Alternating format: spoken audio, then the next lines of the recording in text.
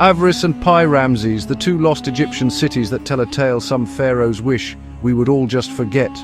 In today's episode of Lost History, we're digging into the Nile Delta's most awkward real estate transaction, the transformation of Avaris, the Hyksos capital that Egypt tried very hard to wipe from history, into Pi-Ramesses, the glittering ego palace of Ramses II.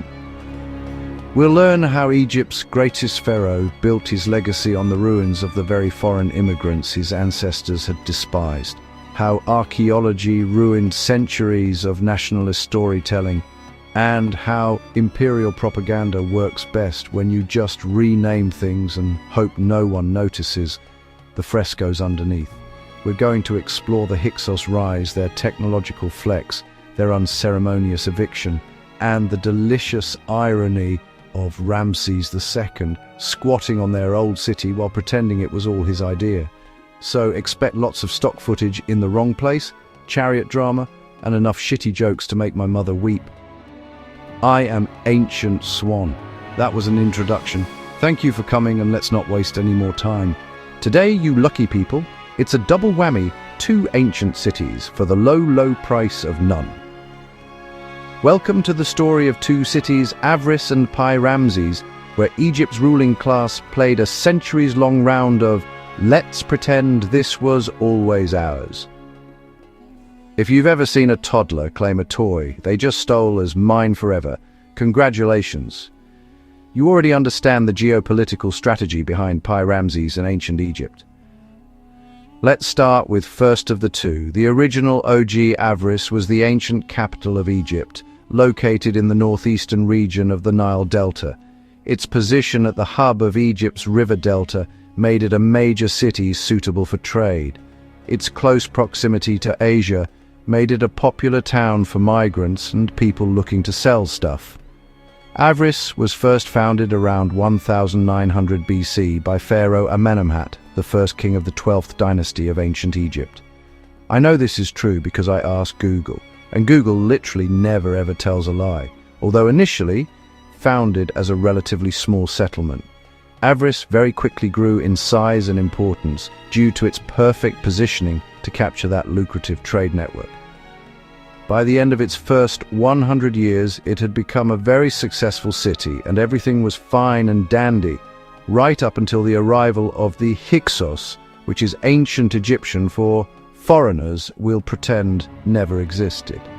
Around 1800 BC, the Hyksos conquered Lower Egypt and took a fancy to the lucrative city that was capturing all the nice trade money. These were a pesky bunch of outsiders who'd had the audacity to successfully invade and then rule parts of Egypt during the Second Intermediate Period, until around 1550 BCE, just over 3,500 years ago. The Hyksos didn't just crash the party, they brought chariots, composite bows, and a level of technological competence that made native Egyptian rulers look like they were still playing with mud bricks. Just like many immigrants elsewhere, they came in, looked around, thought we can do better, and then went around improving the place. The Hyksos took a look at Avaris and decided it would be a great place to call their capital city of this new Egypt under new foreign rule. Avaris wasn't some backwater village. It was a thriving port city, strategically placed near the Pelusiac branch of the Nile, with access to trade routes that connected Egypt to the Middle East and beyond. Archaeological digs at Tel el-Daba, the site of ancient Avaris, have revealed palatial structures, Minoan frescoes, and art of the highest quality, all amongst the remnants of a grand city. With Avaris firmly in their grasp, the Hyksos ruled northern Egypt for nearly a century. Their reign was marked not just by foreign customs, but also by remarkable innovation. The Hyksos introduced the horse-drawn chariot, an invention that would forever change Egyptian warfare. They modernized fortifications, expanded trade networks, influenced local art, and influenced language. For some, life under Hyksos rule meant prosperity and new opportunities. But for others, especially in the south, it felt like a dark cloud over Egypt's golden legacy. Down in Thebes, the heartland of true Egyptian tradition, resentment simmered. The southern pharaohs paid tribute to their Hyksos overlords, but they never truly accepted foreign rule. Instead, they bided their time, gathering allies and quietly building their strength. Stories of resistance spread, secret meetings, coded messages, and the hope of one day reclaiming Egypt for its own people. Meanwhile, tension pulsed through Avaris itself. Some Egyptians prospered by collaborating with the new regime, while others watched old traditions fade beneath the weight of change. The city's streets buzzed with rumors. Would the Hyksos rule forever, or would the old gods rise again? The stage was set for a clash that would decide the fate of two civilizations and the soul of Egypt itself. Obviously, as is habit for humans everywhere, many Egyptians were not massive fans of being invaded and then being beaten. The first major attempt at reconquering and reuniting their kingdom was undertaken by Pharaoh Seqenenre, who I have just decided has one of the coolest names I've ever heard. But despite his awesome name, Pharaoh Seqenenre's attempt at liberating Egypt was massively unsuccessful. The kind of unsuccessful where you repeatedly get your head smashed in, killed in battle, mummified, buried, and turned into a movie prop for future Hollywood directors to scare children in dark theaters. Fascinatingly though, Pharaoh Seqenenre's mummy has since been discovered and unwrapped, and does indeed show holes in his head, massive blows and damage to his skull, where it is believed his head was met with the full force of an axe belonging to a Hyksos soldier. Other wounds on his neck are thought to have been caused by a dagger, whilst he was lying on the ground. A final slice of the throat to finish the great pharaoh off. The lack of damage to his hands or arms also suggests that Seqenenre had been unable to defend himself, and so it was that Avaris and Lower Egypt remained under Hyksos rule for some time yet. And also, unrelated but just, look at this boy's teeth. 3,500 years old, and he still puts most people I know to shame. You too can have gnashes like this, if you can just stop surviving on Mars bars and Coca-Cola. Unperturbed by the death of his father, rule of Egypt was passed on to his son, Pharaoh Kamosi, the last pharaoh of the 17th dynasty, who promptly set about trying to succeed where his father had failed. Unfortunately for him, though, he was also very unsuccessful, and thereby did not get gloriously remembered forever, just like he was probably hoping for. Instead, languishing for eternity down on the list of pharaohs who tried, but just weren't very good at trying hard enough. Third time lucky, as they say. And next on the throne was another of Seqenenre's sons, Pharaoh Amosi I, founder of the 18th dynasty and Egypt's answer to, "How dare you rule my land with your superior technology?" Pharaoh Amosi I fought a successful war against Egypt's foreign rulers and expelled the Hyksos around 1530 BCE. And if it wasn't for this pharaoh's successful campaign against the Hyksos, we may never have been left with what I am declaring today as one of the most glorious pieces of artwork in the history of mankind. This ceremonial axe was found in the tomb of Queen Ahotep II and dates to around 1550 BC. Look at the detail on it, it's beautiful. But what's even better is if we zoom in and we can see a relief of the successful Hyksos-beating pharaoh smacking the shit out of some unfortunate enemy with a big bash over the head, revenge on what was done to his own father. This relief also shows just how great the pharaoh was, as it clearly shows his massive donga-longa ding-dong dangling gloriously down between his legs. It's unlikely that the artist did this by mistake. This is clearly drawn as a way of showing the utter power of the pharaoh, this living god walking amongst men. This is how you know that a man is powerful, because their bell end reaches all the way down to their kneecaps. I wish my bell end did that. It doesn't, but I wish it did. In terms of the entire history of Egypt, the Hyksos had ruled for barely a blink of an eye, but their legacy would remain in the Egyptian mindset for 1,000 years and more. The scars of the Hyksos occupation lingered, so the Egyptians rewrote their history. They cast the Hyksos as villainous invaders, even though they had been there for generations. Many millions of Egyptians only ever knew Hyksos rule, running the place, trading, blending cultures. And so the Egyptian propaganda machine went into full swing. The Egyptians wanted all memories of the Hyksos removed, just like me and most of my exes. Some of them make me wish I had no memory at all, and this is how the Egyptians felt too. New histories were written, old histories were rewritten. Ahmose was portrayed as the heroic liberator, divine vengeance embodied. The Hyksos names were scrubbed, all part of a campaign to erase foreign dominance and push a pure Egyptian lineage. Yet reality was more complicated. Hyksos innovations were absorbed. Chariots, new weapons, administrative techniques, religion and language, and Egypt became stronger, more militarized, more outward-looking. And one part of all of this was the stripping away all power from Avaris. The old Hyksos capital was to be deliberately forgotten. So while the new capital at Thebes flourished, Avaris faded into obscurity. Now, very quickly before we continue, I would like to remind you that every time you don't like or subscribe, my wife hits me with the pepper spray that I think my mother-in-law gave to her. So I'm up against two women here. If you have enjoyed anything we've done so far today and would like to continue doing so, then please help me out. Please like and subscribe or else I can't breathe and my eyes won't stop pissing tears. Anywho, back to the two lost ancient cities of Avaris and Pi-Rameses. So the Hyksos are gone, kicked to the curb, and all their love letters very firmly burned and thrown away. Fast forward 300 years to the 19th Dynasty, and here comes Ramses II, Egypt's most prolific builder, self-promoter, and father of approximately 100 children, give or take a few dozen.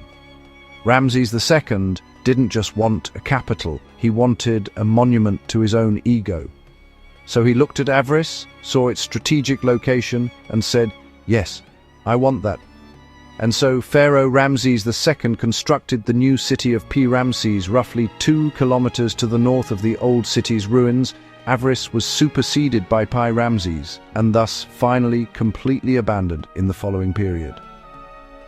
Large portions of the former site of Avaris were used by the inhabitants of Pi-Ramesses as a cemetery and burial ground, and part of it was used as a major navy base, while the harbour of Avaris name continued to be used for the new city's harbour throughout this new period of Egyptian history. Pi-Ramesses, meaning House of Ramses, was not subtle. It was a sprawling city with temples, palaces, military installations, and propaganda so thick you could mortar bricks with it. The city was designed to project power toward the northeast, toward the Hittites, the Levant, and anyone else who might dare question Egypt's dominance. It was also conveniently close to the old Hyksos trade routes because Ramses II was many things, but allergic to irony was not one of them. Ramses II was born and raised in the area, and family connections may be why he chose to move his capital so far north. But geopolitical reasons may have been even more important, as Pi-Ramesses was much closer to the border with the hostile Hittite Empire, as well as to the vassal states of Asia, meaning that diplomats and their intelligence could reach the pharaoh far quicker. And since Egypt's main army corps were also stationed here, any necessary defense of the empire could be mustered much quicker also. With a population of over 300,000 little Egyptians and their ever-so-loving happy little slaves, Pi-Ramesses was not only one of the largest cities of ancient Egypt, but one of the largest cities in the world at that time. Pi-Ramesses flourished as a major center of ancient Egyptian trade and culture, right up until planet Earth decided to put a stop to it yet again, as it so often does. Almost 200 years after the city's foundation, the Pelusiac branch of the Nile began silting up, and as the Nile River established its own new course some distance to the west, Pi-Ramesses found itself without water and without access to the trade routes that sail the Nile. Mother Nature brought this deathly blow to the ancient city, and it was quickly abandoned. The 21st Dynasty of Egypt moved the city 100 kilometers to the northwest of Pi-Ramesses, to the new, lovely, wet branch of the River Nile, establishing Tanis on the new riverbanks. And do keep your eyes peeled, because we'll be doing Tanis in another video on another day, probably definitely one day soonish. And when I say they moved the capital, I mean they literally moved the capital. The pharaohs of the 21st dynasty transported all the old Ramesside temples, obelisks, stelae, statues and sphinxes from Pi-Ramesses to the new site, stone by stone, brick by brick. The obelisks and statues, the largest weighing over 200 tons, were transported in one piece, while major buildings were dismantled into sections and reassembled at Tanis. Stone from the less important buildings was reused and recycled for the creation of new temples to woo the gullible masses. And therein lies the story of two great cities from human history, both dismantled and left to nature, soon buried and long forgotten under the sands of the Egyptian desert. That was until us humans found them again. But it doesn't end there, because here's where things get delightfully awkward. For centuries, scholars thought Pi-Ramesses was a brand new city, built from scratch by Ramses II in a fit of architectural bravado. But then archaeologists started digging. And what did they find beneath Pi-Ramesses? They found Avaris, the Hyksos city, the one Egypt supposedly hated. Turns out Ramses didn't build a new capital, he just renovated the old one, like a pharaoh flipping a bungalow. This revelation was not great for Egypt's national myth, and was a bit awkward for Egyptologists, who had to admit Ramses was basically squatting on Hyksos real estate. The idea that Pharaoh Ramses, the paragon of Egyptian greatness, built his capital by simply reusing the ruins of a foreign dynasty was like discovering your national anthem is plagiarized from a Justin Bieber B track. Imagine the embarrassment, but history doesn't care about your feelings. It only cares about stratigraphy. The layers at Tel el-Darba show a seamless transition from Hyksos Avaris to Egyptian Pi-Ramesses, with evidence of continuous occupation, reuse of infrastructure, and even some architectural borrowing. Ramses didn't just build on top of Avaris, he incorporated it, which makes Pi-Ramesses less of a triumphant new beginning and more of a rebranded sequel with better PR. And speaking of PR, Ramses II was a master. He plastered his name on everything from temples to obelisks, to battle reliefs that may or may not have exaggerated his victories.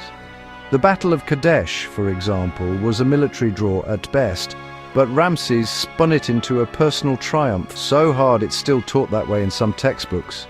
Pi-Ramesses was part of that spin, a city that screamed, "I am the living God King," and also, "Please ignore the fact that I'm squatting on dirty foreign real estate." Eventually, Pi-Ramesses was abandoned. The Nile shifted, the harbour silted up, and the city lost its strategic value. The capital moved to Tanis, and Pi-Ramesses faded into obscurity. For centuries, its location was lost, and scholars mistakenly thought that Tanis was Pi-Ramesses. It wasn't until the 20th century that excavations at Tel el-Darba revealed the truth. Ramses II's glorious capital was just Avaris with a facelift. So what do we learn from this tale of two cities?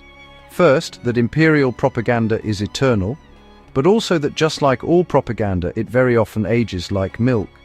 Second, that archaeology is the ultimate buzzkill for nationalist flag shagging. And third, that Egypt's greatest ruler built his legacy on the bones of the very people his ancestors despised. Avaris and Pi-Rameses are a case study in historical amnesia. The Hyksos were vilified, expelled and erased from official memory, only to have their capital city repurposed by the very dynasty that claimed to hate them. It's like burning your ex's love letters and then using the ashes to write your wedding vows. Avaris and Pi-Rameses are two cities that prove Egypt's greatest talent wasn't just pyramid building, it was also historical gaslighting, pointing at something shiny and saying, "I did that." In the end, the story of Avaris and Pi-Rameses isn't just about cities.